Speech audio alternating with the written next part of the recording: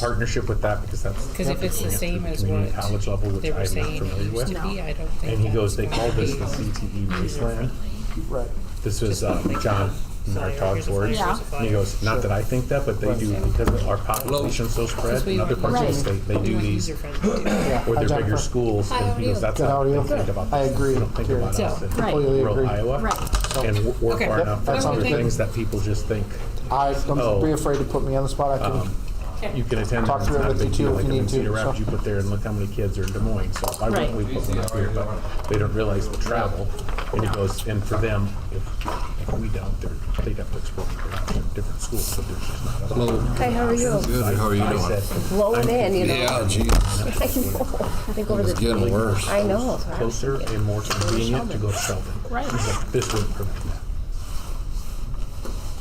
But, Okay. and he goes, this is years in the making. Like, we're signing only the grant forward. He goes, I'm seeing the earliest. That So what do they know it's off about the ground this and buy a Newman building will be, Catholic like, school? 2 years. All I know is the Like, rector's, not this year or next year. what, we're He's 4 and thinking 4. so.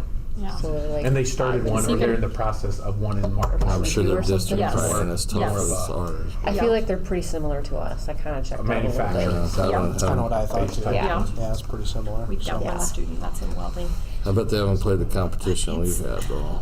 Our They've- non-district I don't competition. know, it's kind of. Well, even our interesting district, you got because number Yeah. one, number I know three. they Right. kind of want to Boyden know Hall what our makes schedules playoffs, are, is but it? you're working Yeah. with, Well, 3 or Britt, 4 it's schools. like number It's hard to find. Yeah, they're number some- one. 2 or 3. Yeah. Like, Yeah. we Yeah, don't in our have class. So 3 or 4 sections of a class like MLC and Sioux That's Center. what we explained to him on the phone call Yeah. too, and they said they realized that and they're gonna have to be flexible with that. And he's like committed, like if your school I ends asked up. Tate how he you felt. won't He put went it- over they he went over the healthy? table When this last would night, start or in theory Friday down the night. He went road, over the table, then we're the going coolers to make as a wagon. yeah. And he just came back from We would injuries, stop. not fully recovered. Yeah.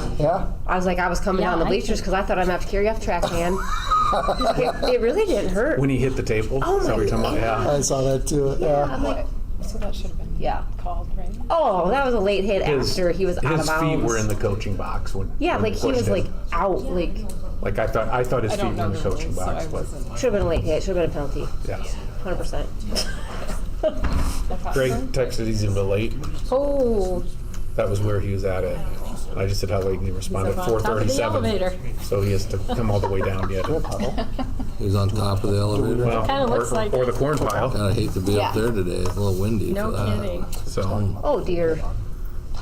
It's a cool picture. looks like though. yeah, it is. Looks like he's always up. My dad Over would the have loved table. to see that picture. Oh yeah. I was gonna see it. I was just gonna see it. You see if we could can't- on the huddle. You can see him go Yeah. into the sidelines, Sure. and then the kid push him further. Then all you can see is like the coolers and the table kind of Yeah. flipped, and you kind of then it kind of cuts off. Yeah. Because the play is over. It reminded me. I just wanted to see like where we was at because from Oh, my you can vantage. see he was out Oh, of sure. the Oh, field. he was out of bounds by like 4 yards. Yeah, when Yeah, the kid I pushed thought him his feet further. were, like I said, all the way in the coaching box, Yeah. not even that first Yep. box when he Yep, got he was in the coaching contacted. box. But Yeah.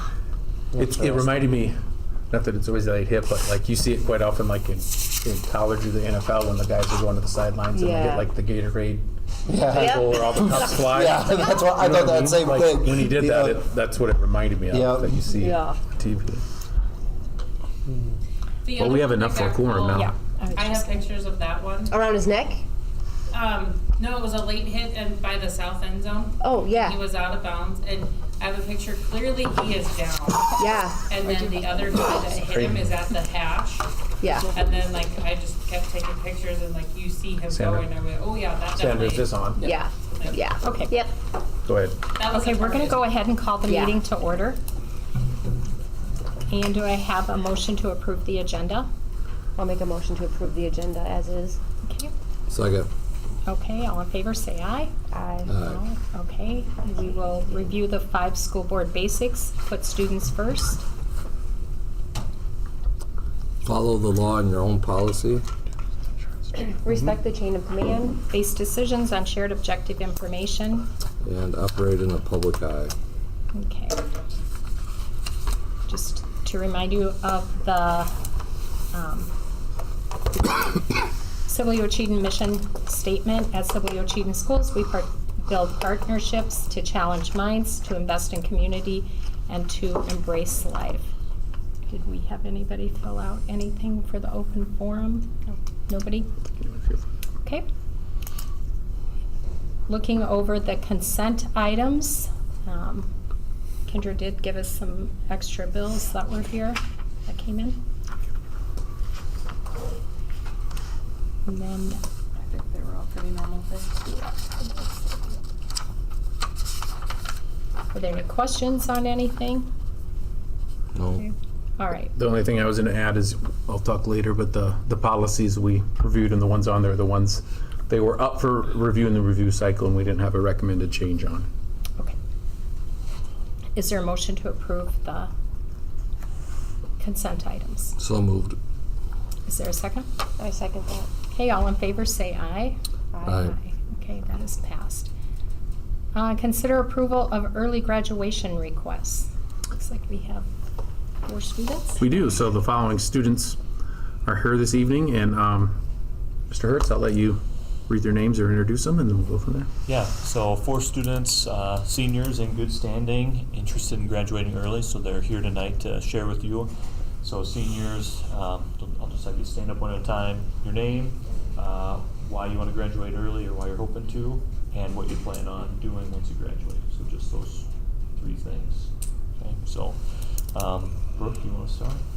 I'm Brooke Krogman. I'm graduating early so I can keep working at the Hartley Vet Clinic to hopefully get into the Iowa Lakes Vet Tech program.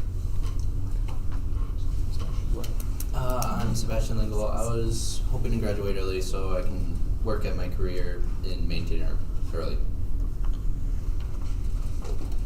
My name's Rex Ranke. I was hoping to graduate early so that I could continue to work in this field and make sure it's something that I may want to go to college for and find something else maybe, or keep working for this employer. Hi, my name is Alan Garcia. I was hoping to graduate early so I can gain more work experience. Any questions for our early graduates? When did they grow up? Awesome. Sounds like you guys have some good plans and thought things out. I like hearing that. Any questions from anybody? Okay. Is there a motion to approve these requests? I'll make a motion to approve the early graduation requests of the students presented here today. Is there a second? Second. All in favor, say aye. Aye. Aye. Aye. That is approved. Thank you for coming. Moving on to administrative reports. I think that's me. Yeah, that's you. Yeah, I'm gonna start. All right. Yeah, just wrapping up our final week of the first quarter. Looking forward to parent-teacher conferences, and I always really appreciate that time where we can connect with families again and share progress, share concerns, just continue to work in collaboration with our families and our community. Yeah, so that'll be next week, Monday and Tuesday. A couple different things that we've done here throughout the last month. We participated in the Healthy Estate Walk on the 1st, just to promote healthy living and healthy lifestyles, exercise, and those kind of things. We participated in the Fire Safety Day, thanks to the Sibley Fire Department for coming over and walking through ways to stay safe in your home and your school and different environments for our kiddos. The kids really loved going out and seeing the fire truck and getting a tour of that as well. So also participated in the Great Apple Crunch, which was a work from or a conjunction between the Nystrom Orchard, right? Nystrom? Is that right? Yep, that's right. Up by Worthington in conjunction with our food service department. And so talking more about healthy choices and promoting local farms and some of those kind of things. Yeah, what else? Coming up, we have some exciting opportunities coming up. We are partnering with the Sibley Public Library to bring an author in on October 29, so we're looking forward to that. He's going to come and give a presentation, about an hour-long presentation to the elementary school, and then our fall parties will be on October 30, and we get a break then on October 31st after conferences is over. So looking at continuing to looking at our professional development plans, met and reviewed all those, continue to give teachers ample time to work through those, continue to grow. With our MTSS process, our new staff roles, our mentoring, best practices to engage all students. I know a lot of our teachers, or a few of our teachers, are really working on our language learners and really working to engage them in spite of them not knowing the English language. And so that's one of the focuses for a few of our teachers, so that's a good thing. And then we're also working in evaluate our math curricular options. Looking forward to our first presentation from one of the salespeople this Wednesday. So yeah, kind of short and sweet, but we're really just digging in and enjoying it. So staff attendance, both for the PD and the daily attendance, is listed. So questions?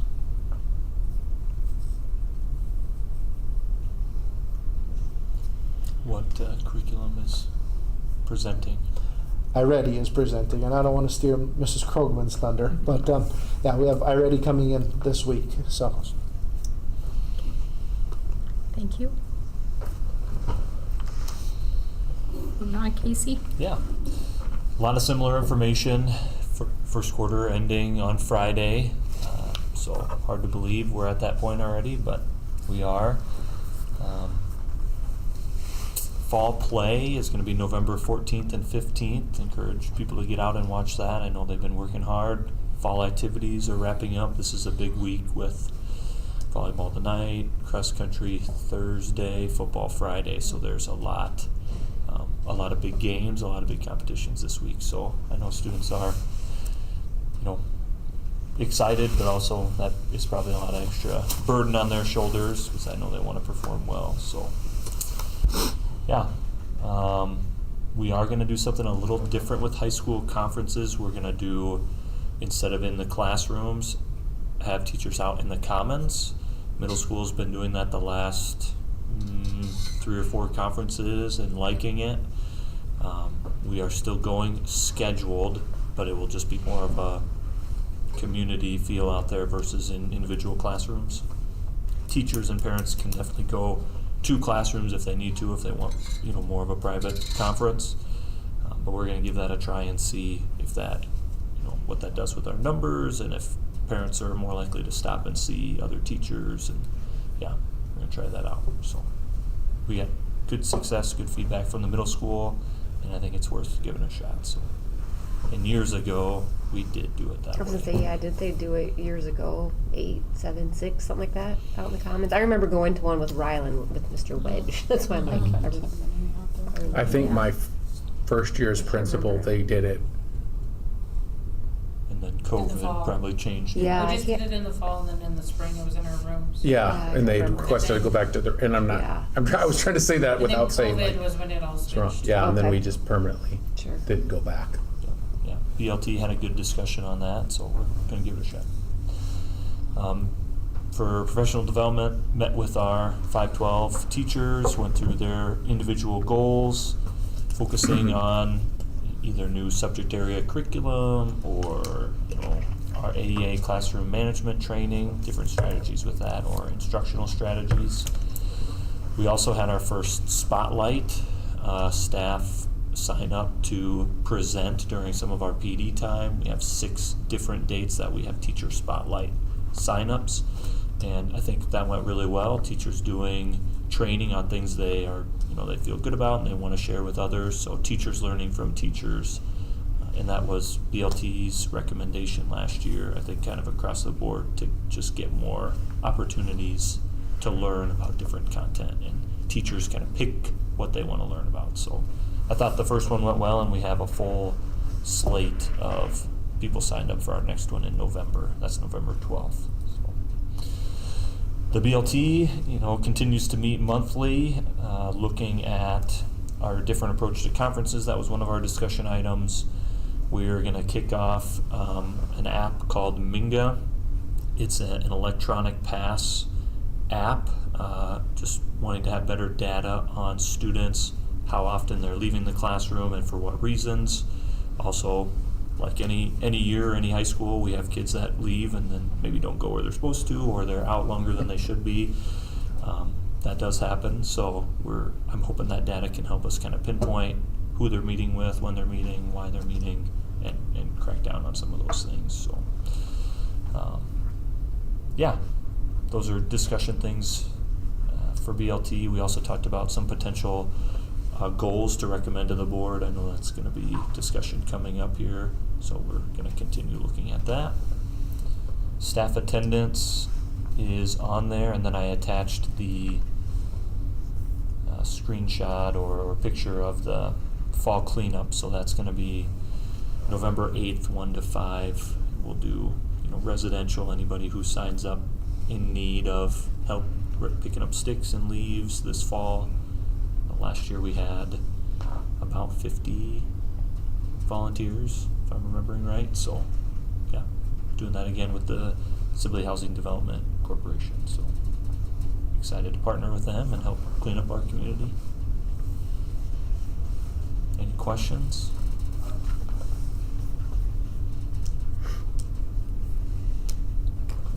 Okay. Mr. Beasley, yeah. So kind of highlighting some of the things I've been working on, and I'll just maybe talk about a few things that there's enough other opportunity in the meeting where you can hear several different reports and hear my voice several times, so I'm not trying to get you sick of that here. One of the things that we've been talking about that has come out is the school performance profile, and we've been doing some work with that, scoring that, looking at some of our next steps and explaining that. Obviously been spending time on Voted PEPL, which we'll be talking about somewhat later, and some of the things with that. So we're going to talk about that and some of the data that's compiled from the school performance profile, which I'll mention later.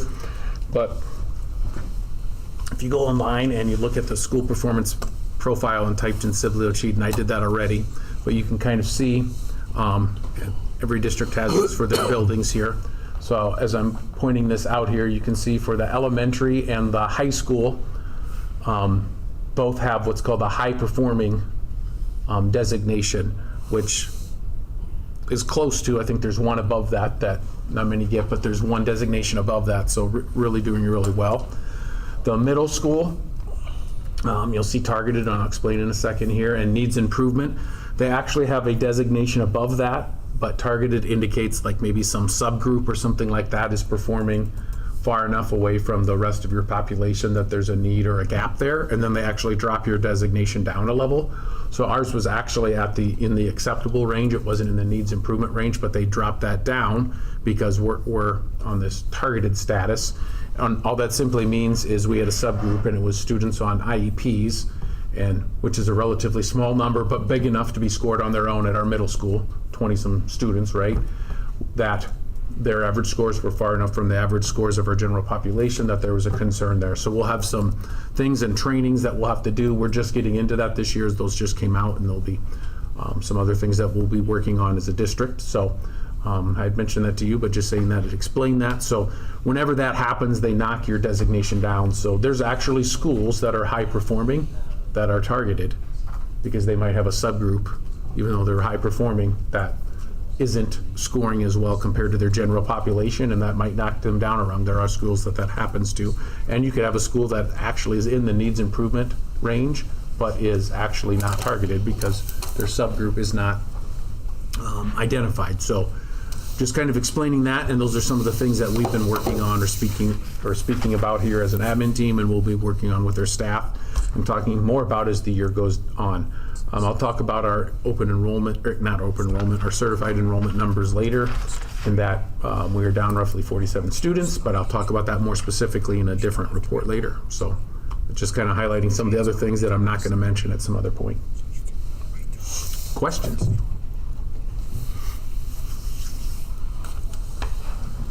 Okay, we'll move on to committees. Yeah. So at one point or another in the last month, I've met with all the committees. Policy, we met, and it was shortly after our last meeting, but just met virtually to kind of go over and approve the policies with Jennifer and Laurel that we talked about tonight, and there weren't a lot of changes, and some of the changes we have presented later in the meeting came from IASB recommendations. So I don't know if you guys have anything to add. I mean, it's pretty straightforward. Yeah. And then met with Greg and Jamie specifically to talk about finance and some of the things we're talking about here tonight, and the facilities and discussions with voted PEPL coming up. I don't know, is there anything else you wanted to add? No. Yeah, I don't have a lot either, but yeah, some of the things that we've discussed will come out here later in the meeting. Okay. We'll move on then to recognition of excellence. So I'll introduce you here. So Kyler Elser, one of our senior student council members, they're each kind of taking a shift. We did that last year as well, and Kyler volunteered to be our first one this year, so he's here to read our recognitions of excellence. Okay, for the quick summary of the recognition of excellence for Opus Honor Choir, we are thrilled to announce that 7th graders Natalia Gomez-Mitchell and Maverick Van Egan have been selected for the 2025 Opus Honor Choir. With more than 3,000 student submissions across Iowa this year, these two outstanding Sibley-Ochean singers earned their place through dedication, talent, and hard work.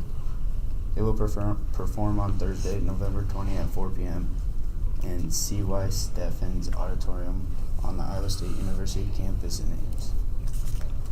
For cross country, varsity girls are the 2025 War Eagle Conference champs. Congratulations to Aaliyah Marco, Maya Poland, Madale Benitez, Riley Childs, Lucy Hightrader, and Gracie Odens. The 2025 War Eagle All Conference Awards went to Aaliyah Marco, Maya Poland, Madale Benitez, Riley Childs, Lucy Hightrader, Eric Glenn Walterink, and Carter Voss.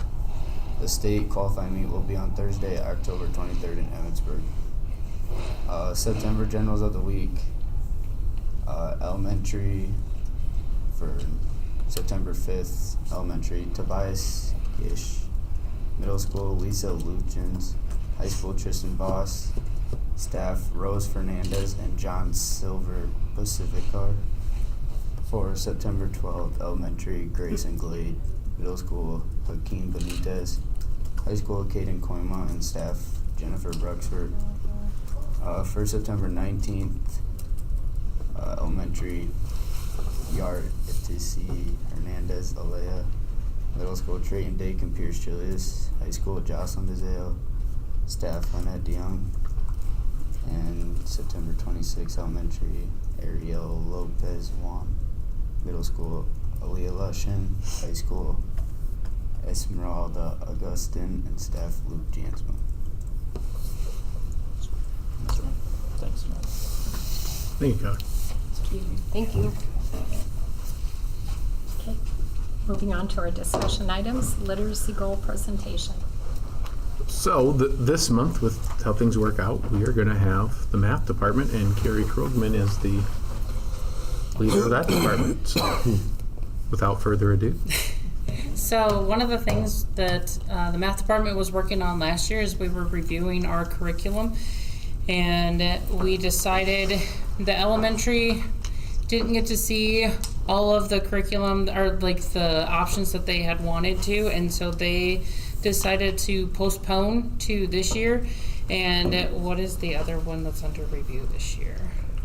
Oh, there wasn't one under review this year, so we said it was okay to. Yeah, we took some of our business or our CTE stuff and kind of moved them up last year.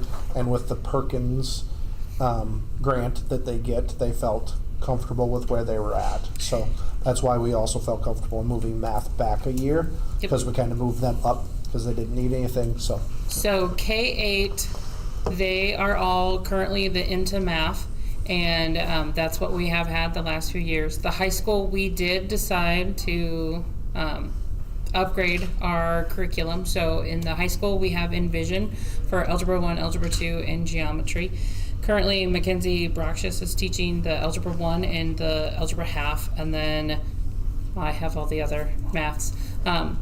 And then, so I was talking to Mackenzie today, and some of it's coming back to her because it's been a little bit since she's had math, and so it's coming back to her, and I've been working with her as far as getting lessons, and I know Monday we're going to make sure everything's planned out so we can hit the semester break at the right time.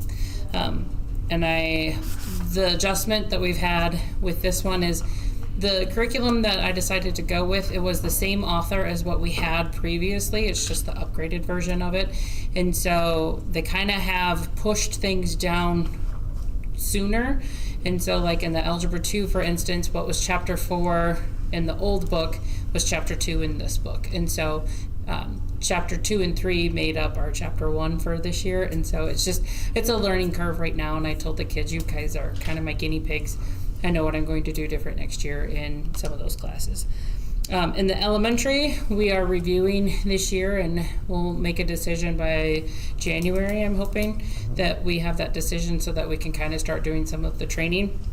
We are looking at our current curriculum, seeing if their new version, what upgrades they have, because I know there are a lot of teachers in the elementary that like our current curriculum. It's better than the previous 2 that we've had, and they just want to see maybe that it kind of falls in line and that they're still comfortable with that, which is kind of like what we did up in the high school as well. And then there's a couple other that we're looking at. I know I talked to the rep actually at iTech. Jackie Glade and I were at iTech last week, and we ran into the rep, and he says, "Oh, I'm coming up there next week." So he's ready to go, and he was excited to come up and present to us. One of the things, I know Kendra Heitrider, so shout out to Kendra on this one. She developed this this document that we can look at, and basically it's, as the team, what are your must-haves for the curriculum? What's your dream world? Things like that, so that we can kind of take a look at those instead of just looking at a curriculum and say, oh, okay, this is marvelous. And when the rep comes, of course, they're going to talk up the curriculum. But this is kind of, how can we narrow down and say, is this truly the right curriculum for us? And we wanted to have it so that it's more uniform, not necessarily K-12, because I know Kent and I have talked about that, is that it doesn't have to be a K-12 curriculum, but as long as we have consistency. So 2 cycles ago, the high school went with this, and the middle school was with this, and 7th grade kind of got left out, and it was kind of a hodgepodge of curriculums, and we want to have that consistency. So if we're looking at K-8 is the same curriculum, as long as it fits well with everybody. And that's kind of the hard, you can attest to this working at other schools too, is that a lot of curriculums are great K-5 or K-6. 7-8 is kind of the one that gets like the cold shoulder, and then the high school, the 9-12. So 7-8 is kind of the hard part, and that's the one that we're kind of focusing on and making sure that that's consistent as well.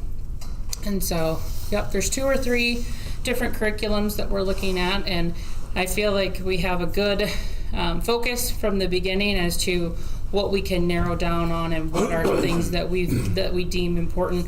I know in the high school, some of the things that we did is we ordered textbooks that are in Spanish, so we can have our Spanish speakers. Then we know for sure, is it a language barrier or is it the content barrier? And right now in our Algebra 2, I have 3 of the kids that they have taken the book home, and they can speak English fine. I'd say fluent, but they enjoy it because they have it at home, so parents can look at the book and parents can help them at home if they're not understanding something. Because they said, yeah, my mom's looking at the book and mom's following along in the Spanish textbook, and so then they're able to help their student at home. So it's not necessarily the student using the textbook, but indirectly they're able to do that. And I think that's been a great thing this year. And one of the things on each of the assignments, there's a QR code, so the kids can take their phone out and it goes right to a video on their phone, and they can to do that in Spanish. I haven't checked it off of the Spanish textbook, but in the English textbook, you can put Spanish subtitles on the video. It just won't speak in Spanish, and I know the kids liked that, because last spring I had some of the kids, I said, you guys are the ones that are going to be using these textbooks. What do you guys think? And that's what they said right away when they looked at it. They pulled their phones out and they're like, oh, there's videos. And so they did that right away. And so the kids liked these ahead of time. So we kind of had them a little bit kid approved. I said, don't look at the content, look at your user ability. So it's kind of where we are. Hopefully January. And I know they had talked about, we've looked at districts around us that have those same curriculums where we'd be able to send a team to go talk to the teachers and see it in action. Because that's part of it too. When the reps come, they have all the bells and whistles out, but you don't get to see it actually in action. And I know a lot of the teachers last year said they would like to see that too in action after the rep has been here and talk to those teachers. So I guess, do you have any questions for me, or? So like 2 years ago, the big focus in the state was ELA, and now this year, coming into this year, it's math with the like the math reading plans and keeping up and stuff. Are you glad? I've said this, but I'm just wondering your perspective as a teacher, that we didn't do this last year because they weren't going to approve curriculums and things like that, especially at the elementary level till this year. And then two, like being at other schools and not at math, why does it always seem like they do consider the middle school last? I don't. Like what you said is true. Like it's true, but I don't know. It's these authors are like, we're going to focus on K-5, and it's a strong K-5, and these authors, we're going to focus on 9-12, and what about 6, 7, 8, 7, 8, 6, 7, 6, 7. Sorry, I'm used to it. I hear it all day. So I don't know why the authors do that. And a lot of it too is that, like, developmental wise, I think too, like with the brain, and there's so much going on hormonal in that area too, that I don't know if that plays into it. I think that's part of it too, is how much can we actually teach them at that age level, because so much is going on in the brain as well. So they just have to specialize. I don't know if that plays into it at Sometimes all. I think it's the shift from the middle school to the high school, because when you get to the high school, the curriculum becomes departmentalized versus skills and standards based. We still have skills that we want to, but it's very much you're math. learning geometry, you're learning algebra, you're learning trigonometry. Yeah, and that's exactly what I'm talking about. And so that obviously gathers its own recognition and focus area. And then I think the elementary gathers its own focus area because of the importance of the baseline skills that need to. And so I think they kind of approach it from both ends, and then it kind of just wanes as you kind of get toward the middle, unfortunately. It's kind of been my experience. So we're looking for something that doesn't wane, or at least doesn't drop off as significantly. And I know the last couple years we've kind of had a struggle a little bit when the freshman class comes up into the high school and trying to get them into that mindset, and we're hoping that that trend now is going to go back up, that our 8th graders are more prepared for high school. And as we evaluate and I think we're them, on that path. Carrie, you can correct me if I'm wrong, but that's really what, when we say we're looking at curriculum, that's really our focus, is a consistent mathematical mindset. Not necessarily one curriculum, but can we get a consistent mathematical mindset through whatever book we put in front of them? That's not the point, but how we teach it and our expectations for math throughout. Can we get that consistent mindset throughout? And consistent language too. I know we've had it where they have, at lower levels, they have like a cute saying that they can say, and we're like, no. And I know, like, Kent and I had that conversation, and I've caught myself saying something and I've changed it since then. Like, yep, I need to use that. I need to use math terms and consistently say that instead of the, like, for example, when you're solving an equation, plug it in. Well, like Kent said, where's the outlet? Where am I plugging that in? Like, you can say you can substitute that in or sub it in. So and I've caught myself saying that a lot, and this year I've really focused on, we're going to focus on the math terms. So I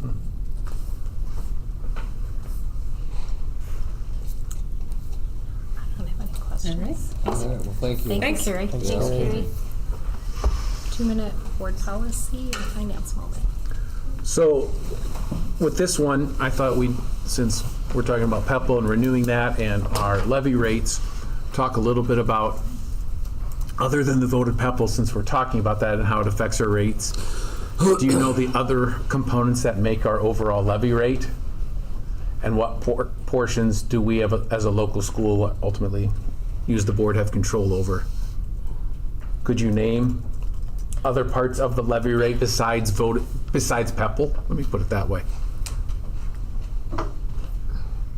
Greg probably knows the Local answer to this.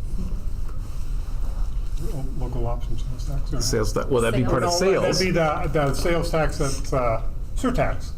Income surtax, yeah. Okay. That's what I meant. Yeah, that could be, reduces that, yeah. Anything else? I'd actually be impressed if you did, because I'd have to think I through haven't it. tried looking for it.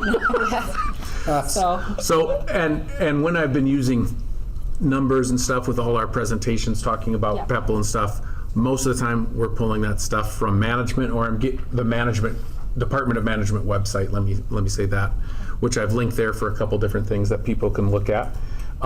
Or someone else has compiled the data for us from that, right? So this is actually a levy rate sheet that you can get from that. I downloaded and I just put it in a Google Doc so I could share it as a web page. But it really comes from, I mean, you could find one of the links here from the school tax rate and download it. So this is just, and there's different versions of it. So really, I haven't done any editing to it other than I highlighted a few columns so that we could see this. And so it comes straight from the Department of Management. Now, you can get some that actually break your general fund down even more than what we have.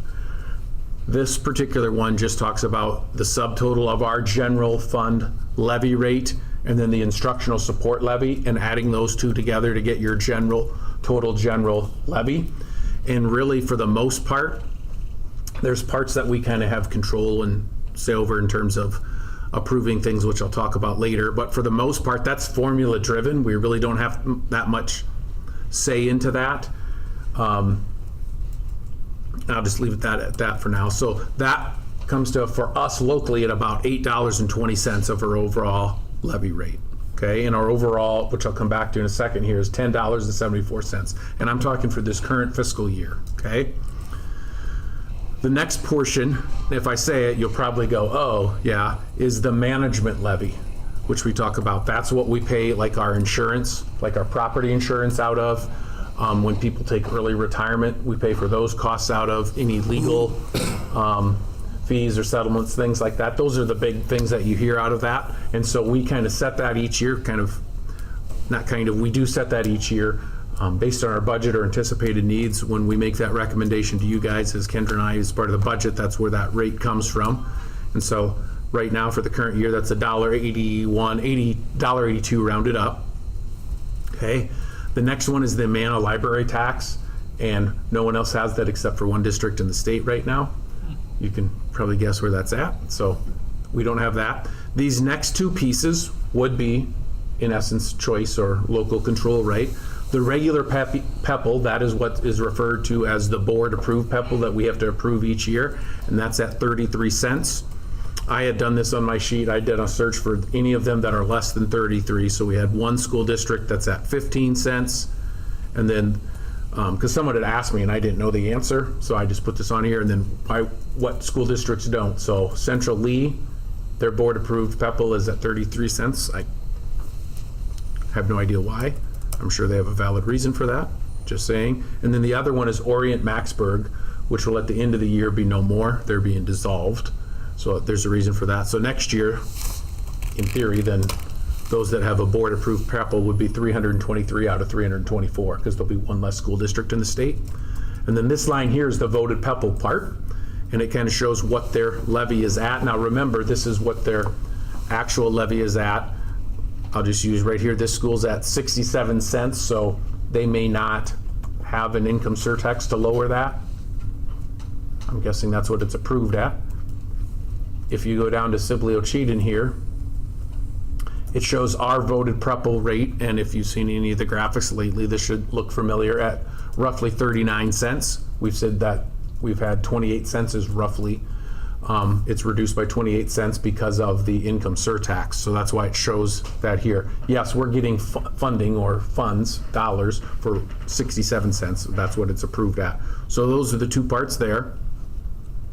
Reorganization, that used to be thing that's not in play anymore. There's a few districts that still are subject to the playground levy, not many, but you can see that in there. That's why it's included. And then debt service, you might hear some say their general obligation or a GEO bond they call them general obligation bonds, those that have passed a debt levy to pay for new construction, very specific.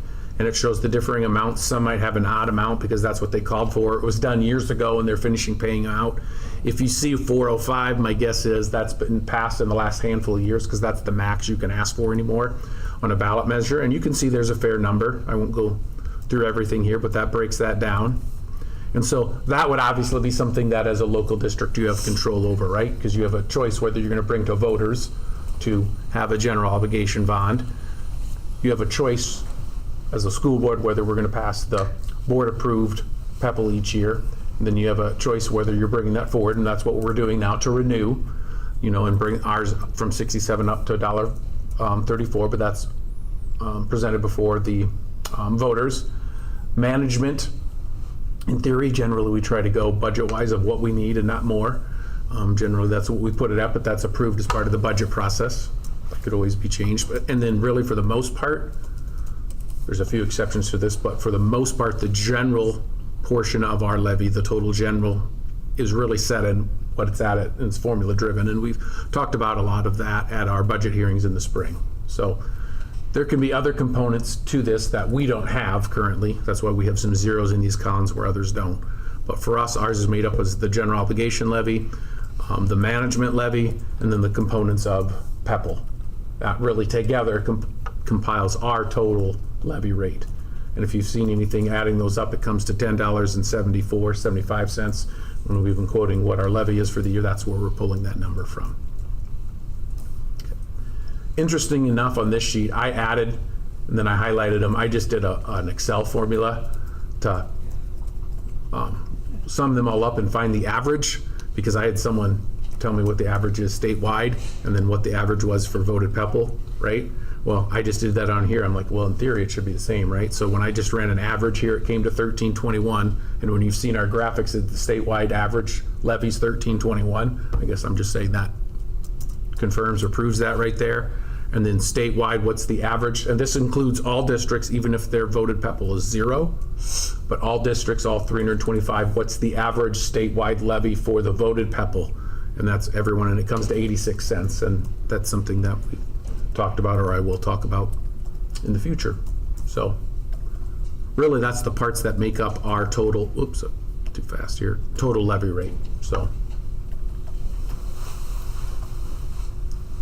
questions?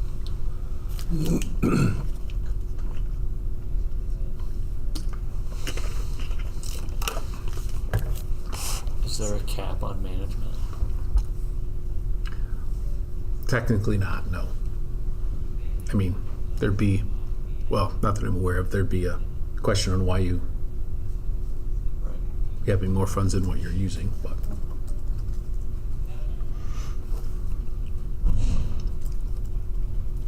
All right, if there's no questions, we'll move on to the snow removal.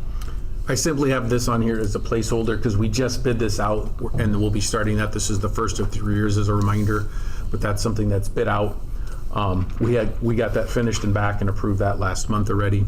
So no need to do anything, but just a reminder of when that comes. We've done that for 3 years just for some consistency. So we're not looking at redoing that each year. So that's all it's here for. Okay, preliminary certified enrollment. So the certified enrollment date, the numbers come from the 1st and then you certify that on the 15th. There can be, and it's not unusual for that to change by a student or two here and there because of an error or someone that was missed or something like that, or someone that moved in between dates. But for the most part, you're going to be pretty close to this. So this table, the part that's colored here on the left, it's not colored like this, but it's pretty much exactly what the table looks like when we certify to show us the changes. In terms of what I'm seeing and what we have to submit to the state, we fill in the numbers and it pulls it in here. So the line you're looking at here is the actual enrollment. That's sort of a deceptive term because they're not talking about actually enrolled here, but the actual enrolled for our certified enrollment.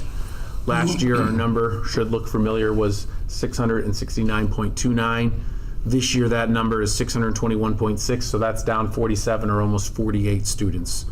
Not great news, but that's what it is. The top line is talking about resident students, or the students that are residents of our district and enrolling here. And then the next line is those resident students, which goes in our count, but they're attending another district. That means open enrolled out. You're going to see nowhere on here where it talks about open enrolled in, because that's not part of the certified enrollment process. There's other parts that we get credit when students take dual enrolled classes. That's college courses where we get some additional credit for and funding, and some other things that are on here. They talk about non-resident public students attending this, but that's not part of our enrollment here. It talks about pre-K, and then we get some additional weighting for those in ELL classes or English as a learned language.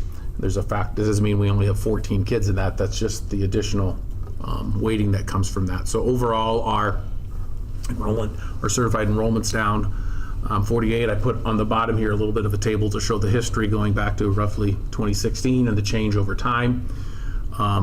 Looking at this, just to do some comparison year over year, I quit kind of comparing. You always talk about your incoming kindergarten compared to your outgoing seniors, but that's not always a great way to look at that, because you have kids that are in TK that might go on to kindergarten the next year, and that makes it confusing.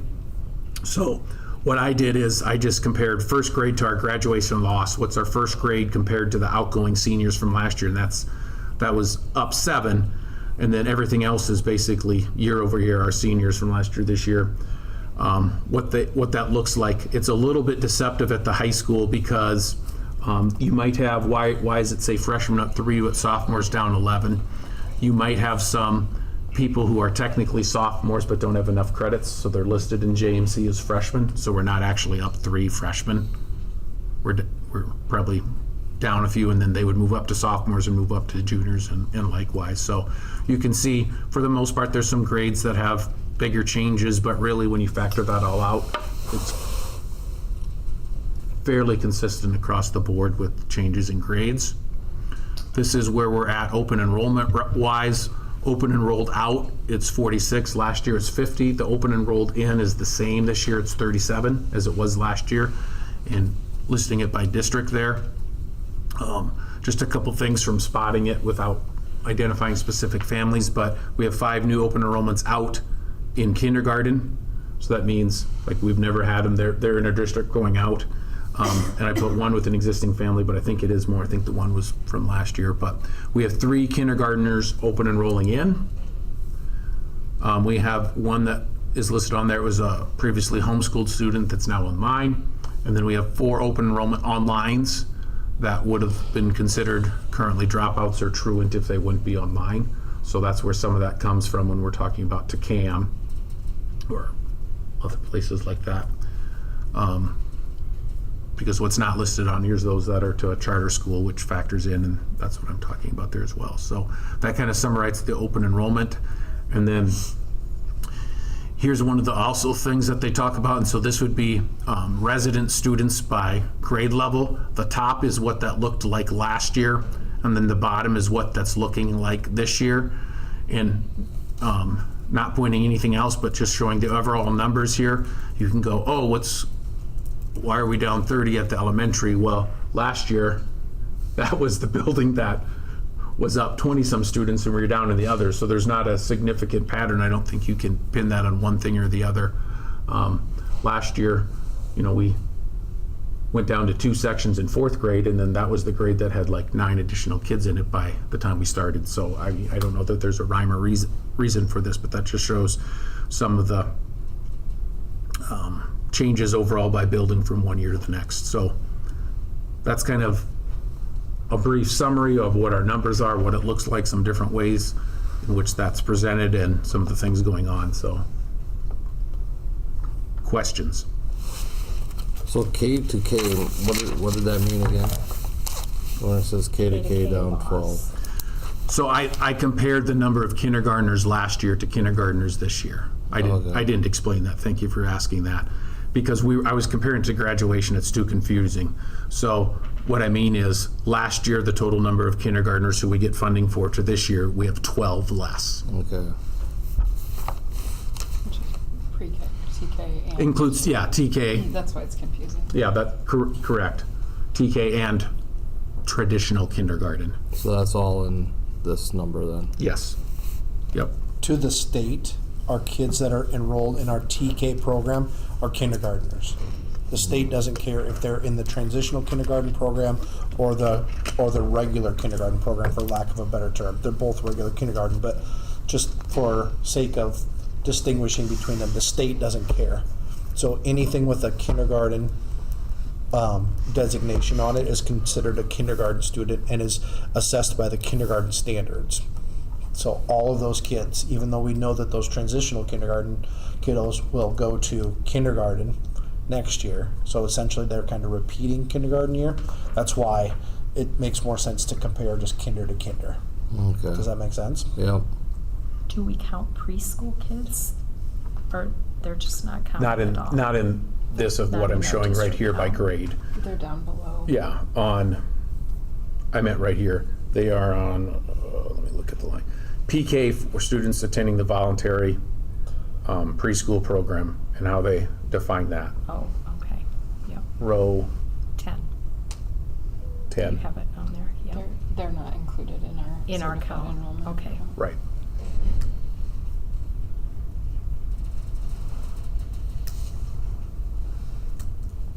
Do we get funding for them or we don't? Yeah, We do, okay. it's As- just separate. It's a Yeah, separate. It's thing. part of the Okay, That's not a full statewide voluntary student, is it? preschool program. Is it a full, it's a half, yeah. okay. Any other questions? Yeah, sometimes you'll see references to funding with, they say SVPP, right? Is that how they label it? Yeah, state, I always got to think through statewide voluntary preschool program, like if you see. Sometimes they just reference SVPP. That's what they're referring to, because it's not a part of your certified enrollment. It's separate funding for the preschool program. Okay, The reason for that is because the compulsory attendance laws don't start, and that's why I think it makes more sense to compare the first grade to the graduating seniors, because kids don't have to come to school until they're 7. Now, that's not what we recommend, but by the law, the letter of the law, they don't have to come to school until they're 7. If that makes sense. Once they enroll them. If they're enrolled, Yeah. then they have to come to school, but they don't have to yeah, maybe that's a better way to put it. They don't have to enroll them until they're 7. So, okay. Okay, any other questions? Okay, moving on to fiscal year 25 UAB. So we preliminary talked about this last month, just with things going on, but a lot of times we've presented this in October and finalized a few things since then with some updates from the Department of Management. And so that number hasn't really changed. It's the same it was last month. We should have a better idea in terms of that, more confident that it won't change anymore, barring any unforeseen updates from the state or anything like that. And so last year, the fiscal year 25, which is super confusing for people because right now is 2025, but we're in fiscal year 26. And that FY25 finished on June 30. Closing the books, our unspent authorized budget, which is the number one factor you look at when you're talking about school finances and things, went down $8,377. In talking projections and where we were at a few years ago, I'm really pleased and happy with that. This year, we'll see where things end up, and no promises, but remember, this is the year we're in right now where we're actually living in the budget year with those 20 students from last year. Okay, that seems like we talked a lot about it a long time ago, and we did. And so the enrollment now where we're talking about where we're down, what I just mentioned, 47 students, that's going to be the next fiscal year. There's that big a delay, you know what I mean? It's important to think about. So hopefully we'll have another good financial year this year, and that gives us that time to think about that, and we've kind of changed our arc. A few things to note on here that I want to point out. We approved the special ed deficit, but remember, that gives us that authority back, okay, because we overspent our special ed deficit. That gives us that authority back, and it helps our UAB, right, in our position there, but that comes in the form of property taxes, and that comes in part of our formula that's factored in with our general levy that we were talking about earlier. Not that we have I suppose you could vote to not have that back, but we don't have a choice. Those were required costs as part of IEPs and things like that. So just more having this on here again, and that, yeah, these numbers are, you can see 630 finalized from the Department of Management.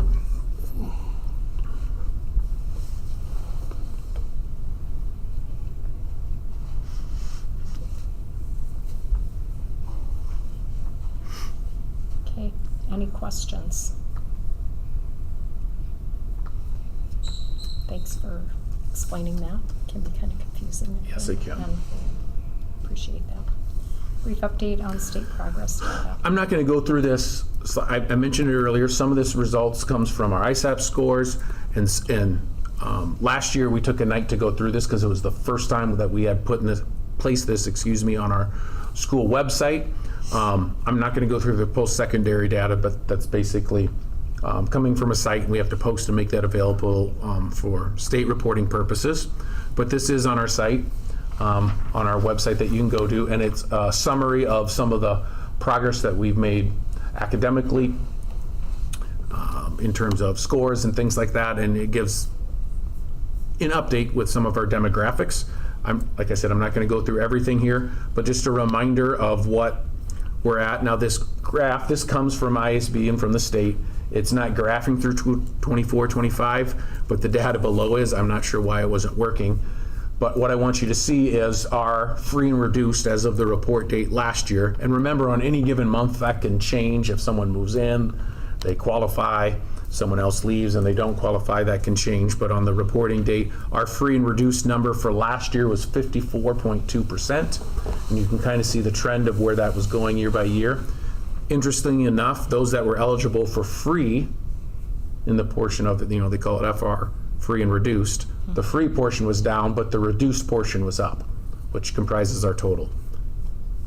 I don't have any more theories or anything into that other than I found that interesting that that went down 4 points, but our reduced went up almost double.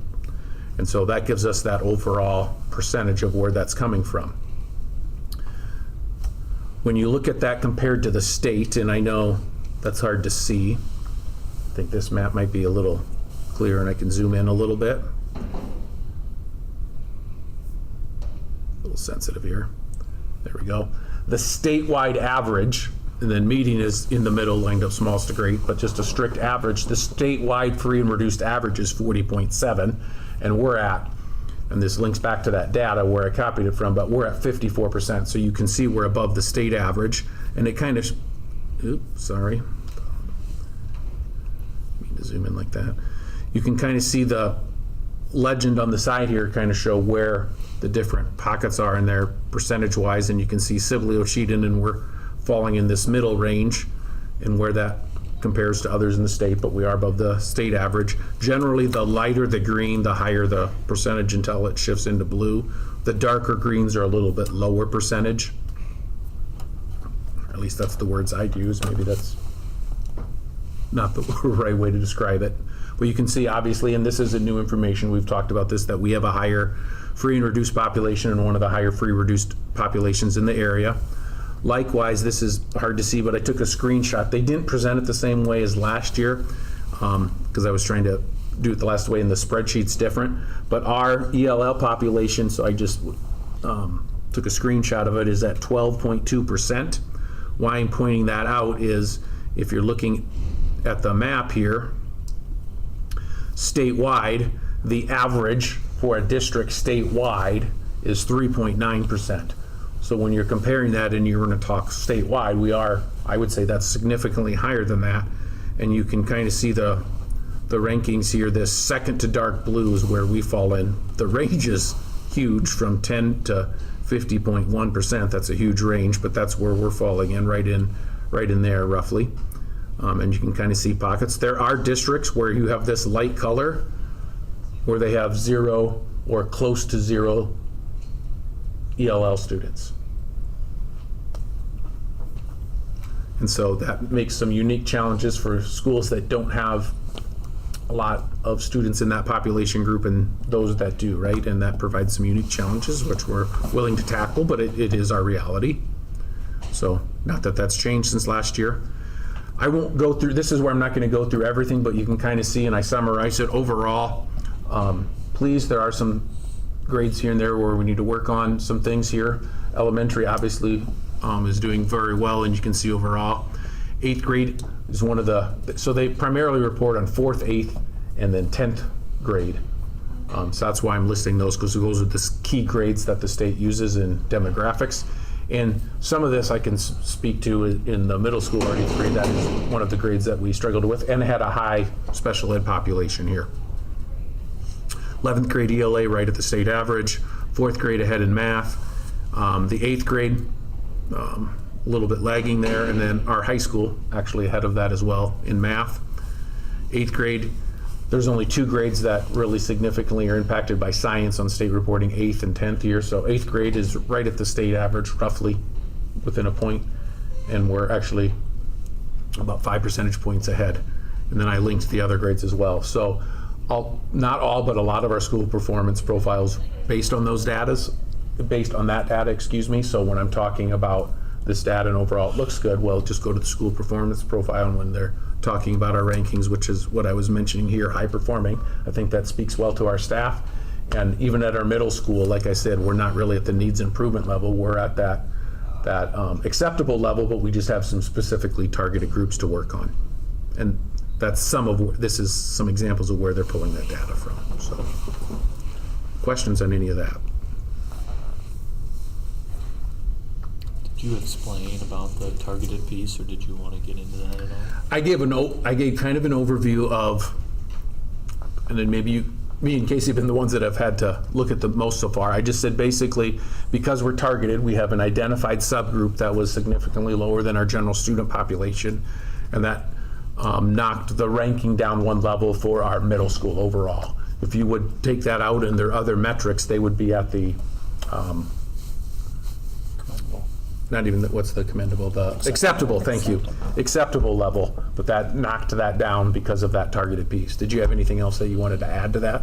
Yeah, so it's targeted due to a discrepancy between a subgroup and the gen ed, and subgroups can be as small as, was it 15 or 20 for this cutoff? Kids. I think we had 20, and the cutoff's either 10 or 15 actually, right? Yeah. We're just above it. So within that subgroup, basically a few kids more than what is acceptable at the state weren't proficient. So you're talking about probably 5 kids, and that's what gets you targeted. So in a small district, yeah, percentage-wise, it is a significant percentage, but when you have a small subgroup of 20 kids, that's usually only a handful of kids that happens. So very important that all students take testing seriously, because even just 1 or 2, maybe not, that can impact it. And there's definitely things that we'll learn and improve on as we go through the process. But yeah, just wanted to point that out. So I think our staff is doing a great job, and I don't have any concerns, but sometimes you get targeted and you have to go through those steps. So. And I didn't mention it tonight, but like I've said before with testing as well, you gotta remember it's a snapshot on 1 day in time. Right. It could be a really good day, and I believe our staff's doing great things, but maybe at the high school, that was just a good day and we did really well, right? That can happen. And it could be that was not a good day and we did really poorly at the middle school. And we didn't, but I'm just saying that as an example. And as Mr. Hertz referred to, 5 kids, when we were looking at it in our first thing, the reality is 5 is the high. It could be as small as 3 to 5 kids in our middle school affected that overall ranking. Yeah, we'll work with that and improve. But I'm just saying, when you're looking at it, it's not like, wow, we have 60 kids. We're not talking that big in numbers. It's a small group. Thank you. Moving on to new business, consider approval of the NASA trip. Yes, so I said I would, I know Carrie's here earlier, but I said I would present this as she had to get somewhere here. But Carrie Krogman will once again take some students and needing approval for that in the spring to NASA. Those that are and with the change in the schedule, I can't even remember what is the class, you know what I'm getting at, class they're in now. I know what it used to be called. Engineering now. I was gonna say structural, but. So we had a few students interested but weren't able to get it in their schedule, so we're not offering engineering this year, but I think it's any students that, have made it to that level in math that are capable of, participating in this, because only certain students qualify for it. Yeah, and she had a criteria for that. So she's thinking from our school roughly It's about right at that 4-student range, and then along with that had happened last time, right now, HLP is interested in sending 1 to 2 as well. And then the dates are listed there of when they would go.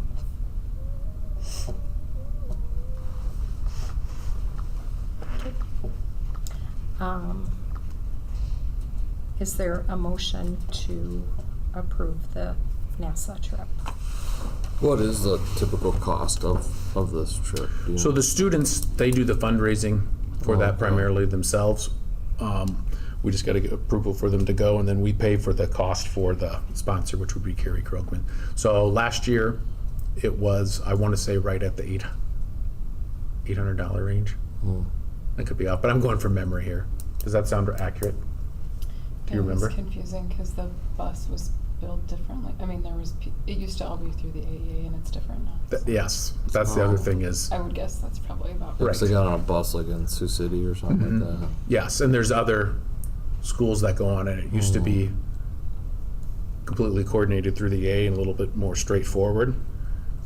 Last year wasn't quite as straightforward because of the changes to the AEA and what they're allowed to and what they're not allowed to do, and the same with that being this year, so that's why, yeah, how they build that and everything, but if I remember right, it came to about $800. It was more what they initially quoted because they were finding out what the EAs could and couldn't provide. And so it had been up from years in the past, but that was the reason because the AEA wasn't sponsoring the bus anymore.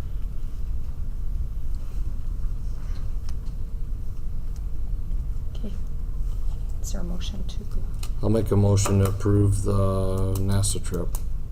is there a second? Second. All in favor, say aye. Aye. And that is passed. Consider approval of new hires. So the following is a list of hires that we'd recommend. Obviously, some of them with paras seeking your approval, but we're starting when they're available. And then some of these are filling the open coaching positions that we've been talking about.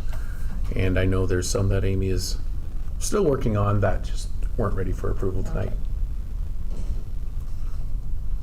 I'll make a motion to approve the new hires as presented. Okay, is there a second? I'll second. All in favor, say aye. Aye. That is passed. Consider approval of utility easement with the city. So the city approached me about this, and I have attached the legal document, and if we'd approve this to explain it, it's a legal description here, then we would have to have this signed by a notary for both Kendra and Laurel, which I'll get to at the end, and then kind of the letter describing this, and then I'll give what they've spoken to me about as well. So, attention to the Sibley Achieving Community Schools, addressed to me. The Sibley City plans to relocate its electrical lines underground. In order to proceed with this project, the city needs to obtain an easement from the school. The enclosed please find for the school's execution an original utility easement for this purpose. Please review the easement, and if acceptable, please have the document signed in the presence of the notary, and after signing, bring it back to the office to be recorded. They will contact us prior to that. And this is the legal description from that, and their legal teams approved it, and I've sent it to Steve Avery, and he didn't see issue with that either. So where we're talking is if you look, the electrical lines that kind of run along the recreational trail over here, but then they stop halfway into the practice field roughly. They don't go all the way to the corner, but they kind of start about halfway of the practice field roughly. I might be off a little bit, but you know where I'm talking. And then they continue all the way to the northeast corner. They don't exactly, but they kind of follow the curve of where the path is. So they're taking the easement through there. They'll have to tie in. They would bore from the ditch by the golf course and kind of go under the road and over and tie that in, and then all those lines would be buried. That's what they're getting at. It's one of the few parts in that, few portions of this part of the city that has the lines above ground yet. So that's what they're referring to. They didn't know that it'd take much more area than where the lines, where the poles are already running along the bike/recreational path now.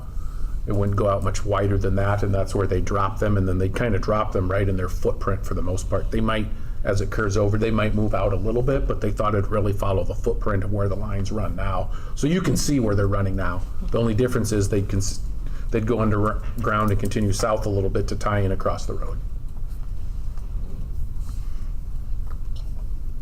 Any questions on that? Okay, is there a motion? Make a motion to approve the utility easement with the city of Sibley. Okay.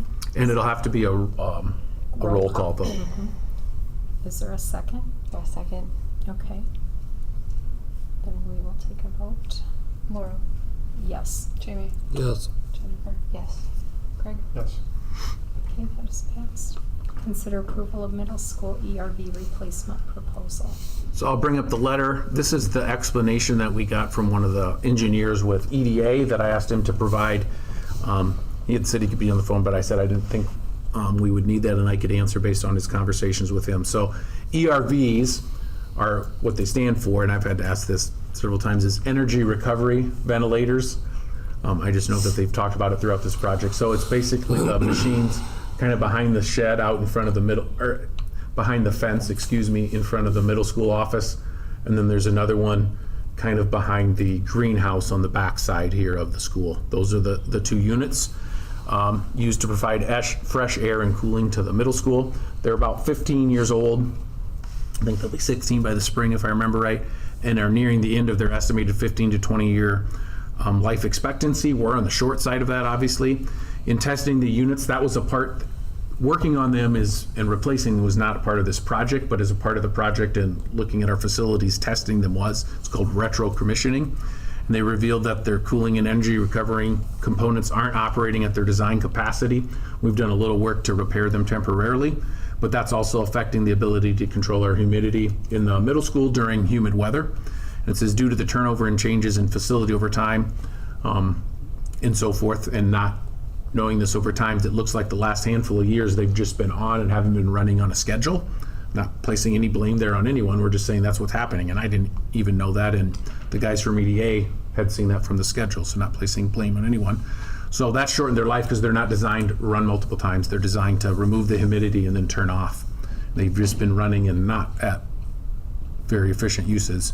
So the proposed replacement units will have an additional dehumidification capability, and it utilizes heat recovery from the cooling process, which should improve the humidity control in our middle school without increasing energy usage. Their life expectancy would be similar to the current ones, and there's multiple manufacturers that will be able to bid for these new ones. We're keeping the price competitive. We're putting it out there now because of bidding and the timeline to get them here to have this worked on next summer and installed. So the letter, what we are approving tonight, so let me explain this, is the work and the fees on this from EDA. And that lists those there, and that is significant, but they will guide us through that process.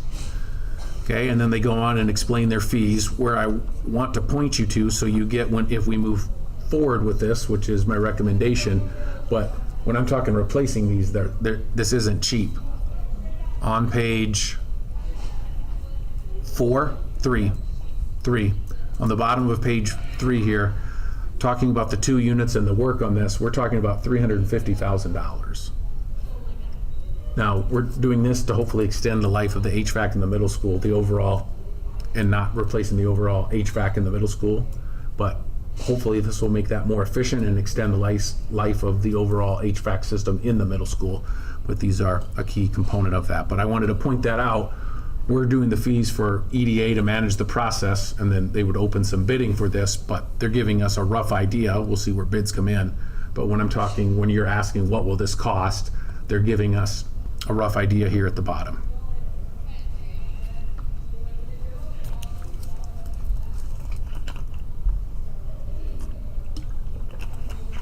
And we're not approving the 350 tonight, we're approving the fees, but I just wanted to point that out, where that would come from. The fees are at the top of the page there.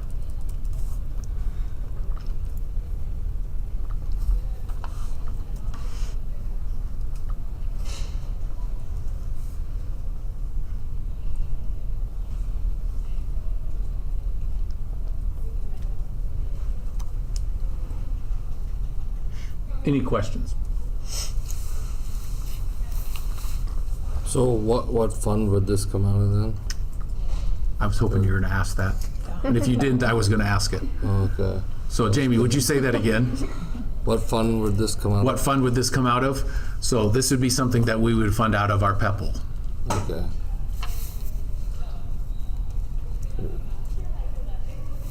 It doesn't upkeep or maintenance on the buildings. Yep, correct, or replacing. So is this like the first set of these at our middle school? Like, or we've First had set, these- like ever, no, because it was built in So it's 82, had but it ever these since. were put in, I believe in 2009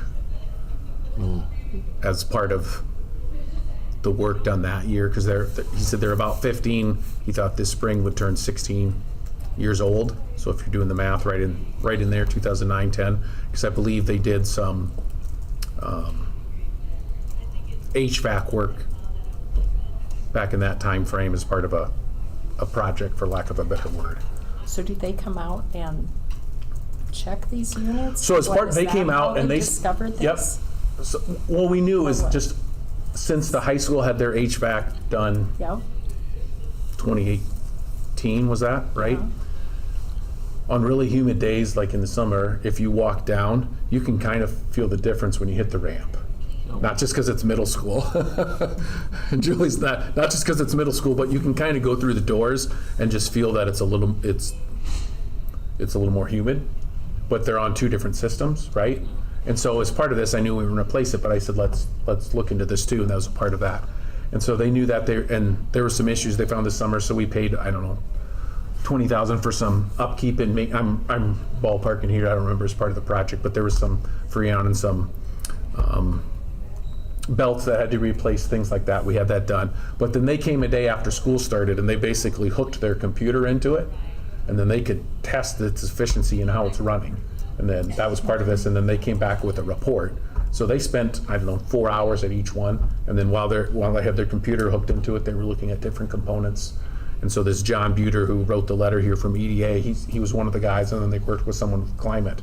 And then from that, they can tell the efficiency, or are there other problems going on? And the problems was the efficiencies with these units. So is Climate, who's usually, So Climate Systems, I mean, the ones we that see kind of them a lot here. Yep, and they're the ones that they kind of oversee and run our systems, the controls when Greg's doing that.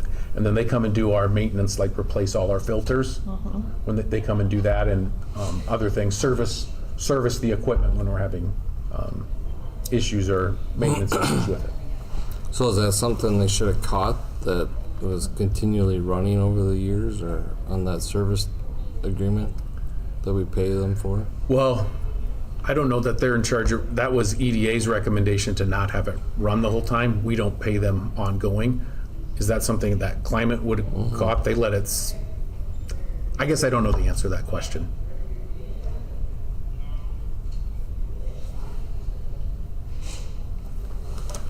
I honestly thought they had to be running the whole time too, and he said that it'd be more efficient for them not to be, in terms of removing humidity. I was like, oh, okay. So John, he said, because when it's running, he goes, when your humidity level's down, you're still pulling in, if you're running them all the time and not at capacity, you're still pulling, like in the summers, humid air out instead of removing it from the building. He goes, and that's just not how they're designed. So that was what was causing some of our issues.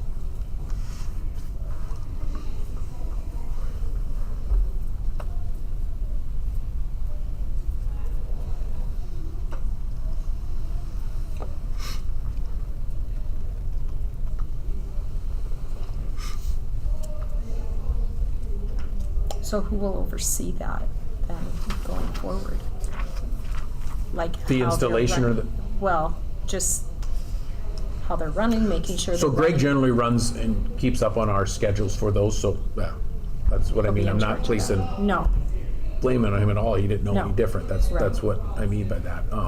And seeing that schedule, but yeah, working with EDA, be the one to set the Checking on schedules that. and, yep. Get it figured out, okay. Okay, any other questions? So you got it switched over to working on a schedule now? Yeah. They're just not running. Nonstop. Yeah, they're not running on stop. They are, but they're not running efficiently like they could be. Because after we had that, then that's what I mean. That's what they got out when they plugged the computers into them to check for their efficiency. And he said, also, John said, to be fair, their life expectancy is in that 15 to 20 year range. He said if they wouldn't have been, would they still be running as efficient? Hard to say. They could be, but he goes, you are within the window of when they typically need to be replaced.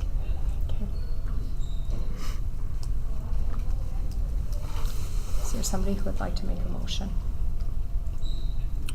I'll make a motion to approve middle school ERV replacement proposal as presented.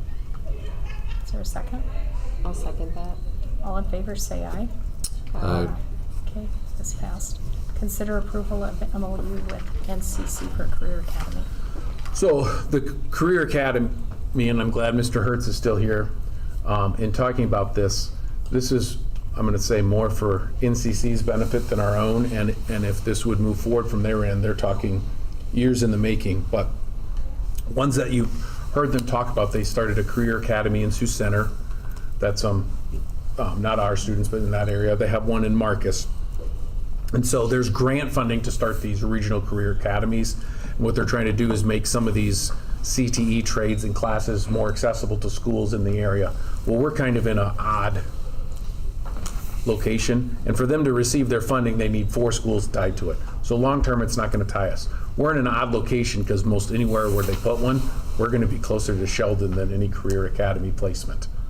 You know what I mean? Like it's going to be, it is closer for us to drive to Sheldon than it is to go to Rock Rapids for all intents and purposes, right? And they're fully aware of that.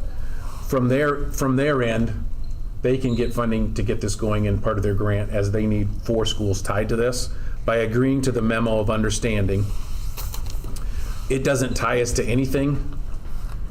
If we end up 3 years from now, because they said we're years out from doing this, if they get this going, not even next year, probably be the year after, more than likely get it started. And with whatever programs they end up being able to provide there, if we have 0 students interested, then we have $0 as a part of that. I asked a few other superintendents, one being Central Line because it's there, and he said, we also signed one to be part of the Sioux Center one, and he goes, we haven't sent anyone there and we haven't received a bill.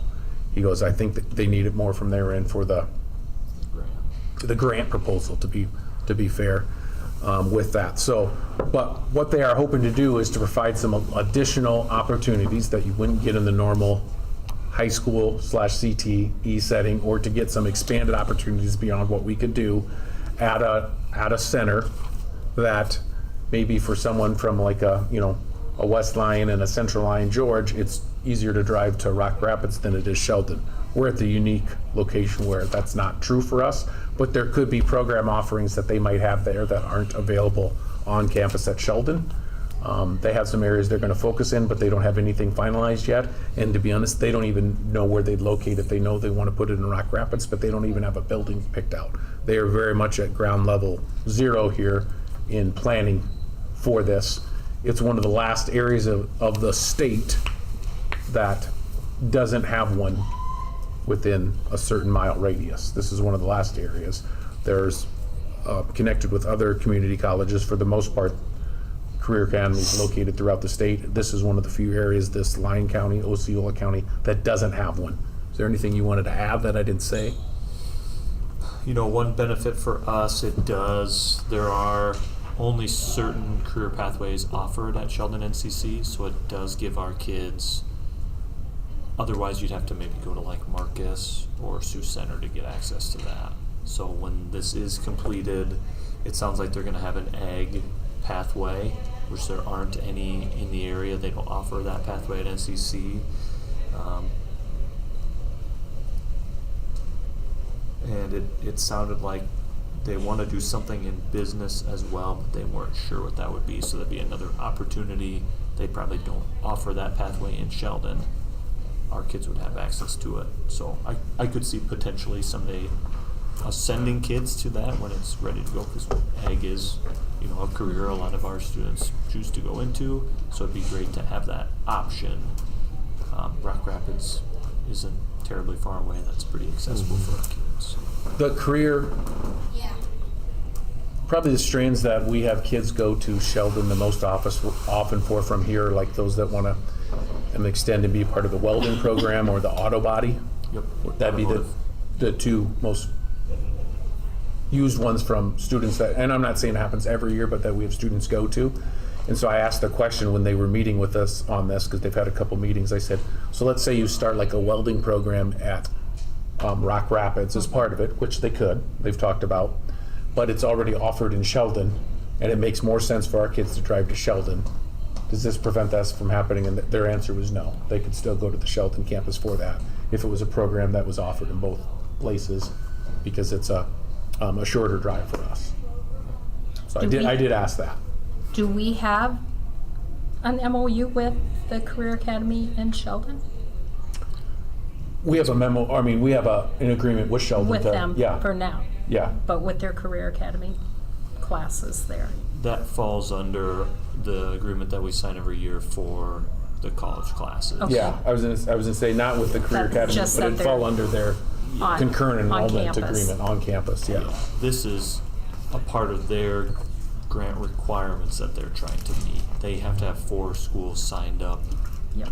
to be on the grant with them, so it's not really related to what things we offer our kids. Once they have this up and going, we'll add those pathways to that yearly agreement that we renew, so our kids can participate in that.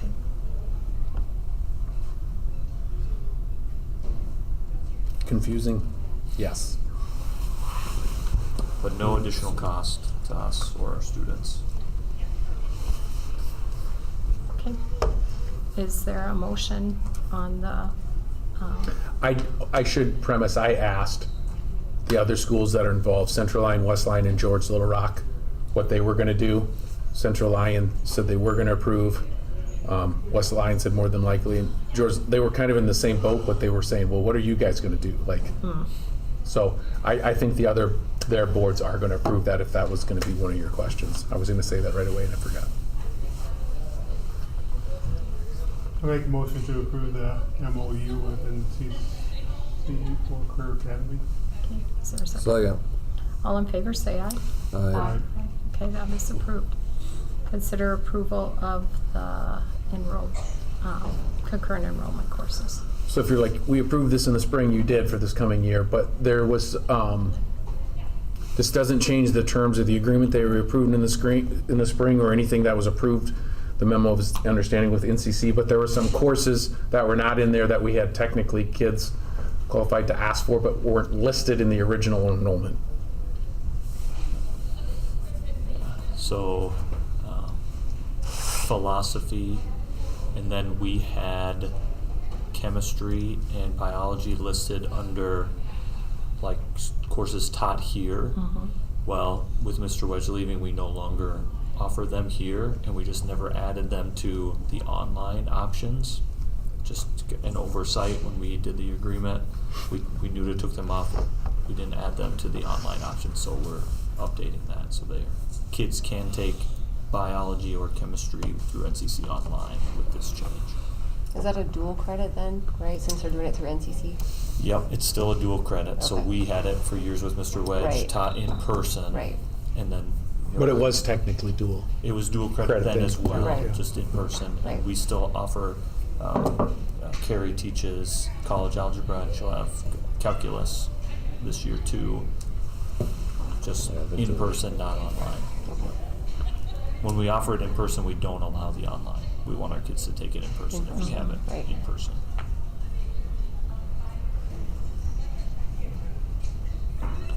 Who does the CAPS for us?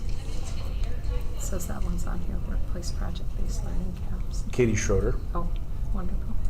Okay. that's That's what I was thinking, but I was. why it's not offered first semester this year. Okay. I was wondering that, and he's like, nope, it's only second semester. Second I'm like, oh, semester. okay, whatever. Well, she's on maternity leave. Yeah, Yeah. gotta have somebody here to teach it. Okay, is there a motion to approve this list? I'll make a motion to approve the updated list of courses for concurrent enrollment with NCC as presented. Okay, is there a second? Second. All in favor, say aye. Aye. Aye. And that is passed.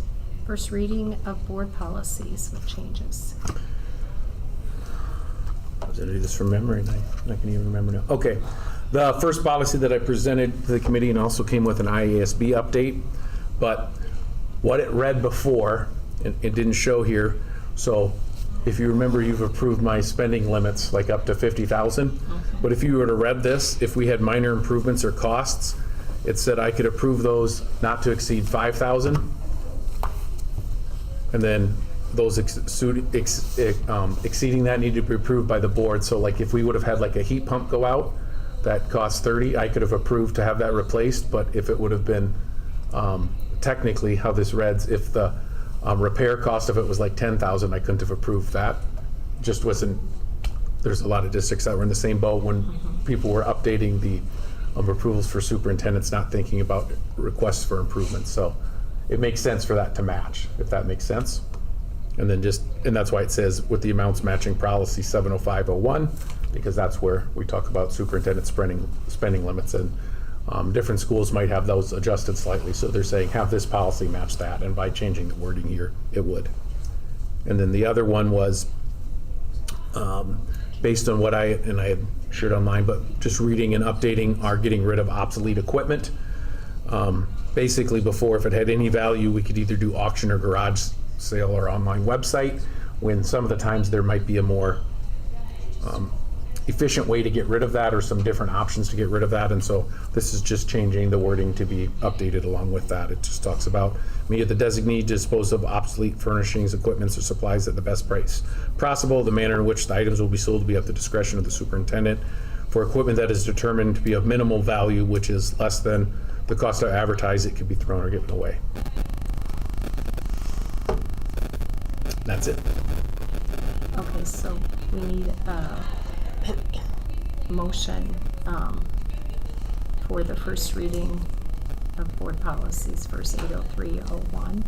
80202 is actually on the next one. Yes, my bad. So Yes, can it we- is. So yeah, just make a motion to just do approve the the first first one reading and skip the first. second one. Yep. So just like it's stated? Yep, just like it's stated. Okay. I'll make a motion to approve the first reading and skip the second reading of the following policies, 803.01. Is there a second? Second. Okay, all in favor say aye. Aye. Okay, that is passed. Then we'll move on to the first reading of the rest of the board policies that are Yeah. listed there, including the one that Mr. DeZay. And like the one was on talked both, because I said we updated it in ISB, so that's where it got confusing and I didn't explain that very well. These are all IASB recommended changes, which is why they're not in the 800s, other than the two that happen to be a part of it. So I don't really have anything to add besides what's stated. So that motion needs to be read the way it's printed there. Make a motion to approve the first reading of the following policies and skip the second reading. 208, 401.01, 502.07, 507.02, 507.05, 607.02, 802.02, and 804.05. Is there a second? Second. Okay, all in favor say aye. Aye. Okay. And then the first reading of the new board policy 208. So I'll explain the next two headings together. As part of that recommended from ISB, they're recommending in policy 208, make it a regulation, which is what we're talking about new here. And then there was an exhibit that went with it, and then they would rescind or remove that. So kind of explaining I and J there together as part of ISB's recommendations. And it's just talking, it's about committees and subcommittee work. And that motion needs to be Yep. read the way it is there. Somebody would like to do that? I'll make a motion to approve the first reading and skip the second reading of the following policy, 208R1. Is there a second? Second. Okay, all in favor say aye. Aye. Is passed. And then first reading of policies to be rescinded. 208E1. So yeah, So yeah. it's kind of What follows the yep, one. follows the Yeah. other one, correct. So if somebody would like to make a motion on that one. Make a motion to approve the first reading and skip the second reading of rescinding policy 208E1. Is there a second? I'll second. All in favor say aye. Aye. That is passed. Consider approval of L&L Builders pay application number 4. So it's pay request number 5 from L&L. This is specifically It's number 5. wrapping up the, oh, it says number 4. Says it Apologize. right there. The number 5 for wrapping up middle school and high school work, and it's for $30,131.15. And this is the last one then? Yeah, for the middle school, high school, we're still holding off the last pay application for the elementary because there's some work that needs to be completed. Can't pay till it's done, right? Correct. That is why. Okay. Somebody like to make a motion on this?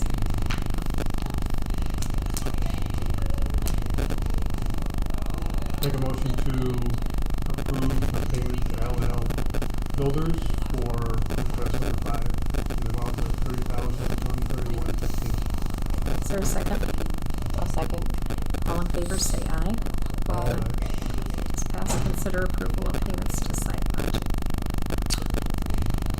Attached are they're a higher number because we've been dealing with it over the last year, but when it says pay item number 17, the one is for $3,552 and the design one is for $14,000. And these are still paid out of the bond fund.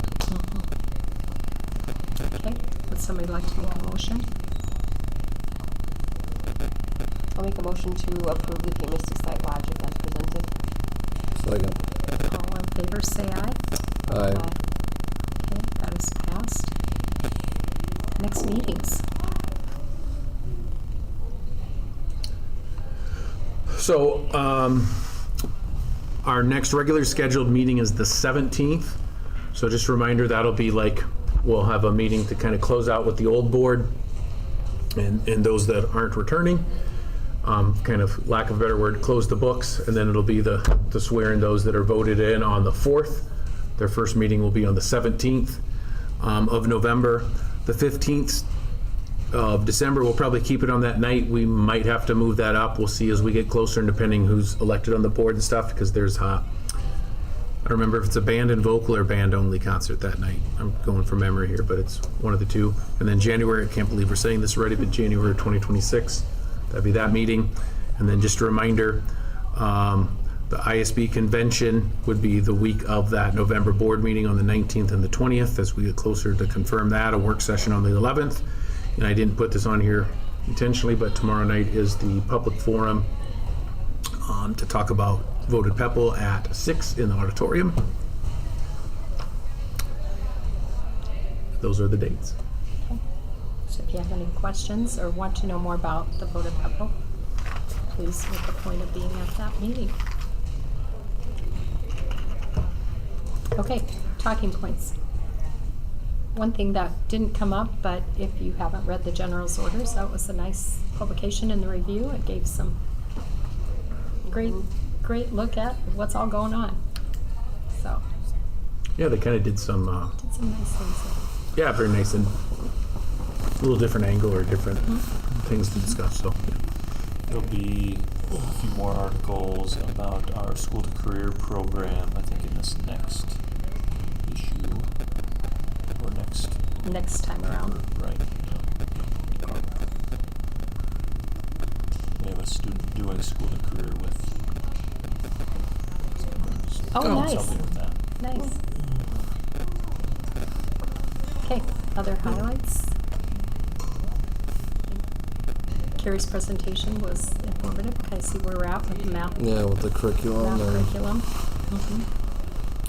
Didn't realize the middle school is so neglected, I guess. Well, she said that, but it's Not really neglected, just.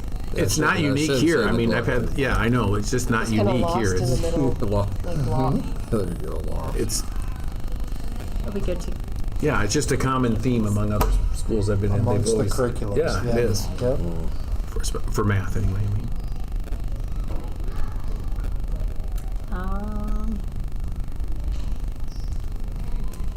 It's nice to approve the final payment. Getting close to the end. Getting close. For one of them. Yep. Okay. So they know what they need to do on the elementary and our. Yes, they have some, they, on their punch list, some things like in their office, there's some things with the register that just aren't finished, or that they need to come back and finish. I can't even remember what's on the list anymore. You have it memorized better than I do. Some things that need to be finished adequately. Yeah. something with the one door, the trim on it. Yeah. And so forth, things It's like punch that. list items. It's finishing work is what it is.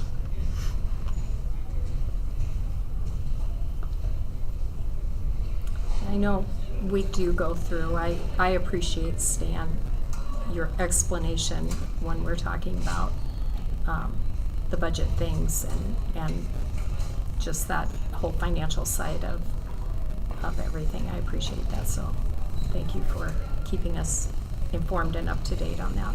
Appreciate it. And all of the graphs of all the different schools and the amounts. I'm like, yeah, that's nice to see with all everybody and all their amounts and Yeah. yeah.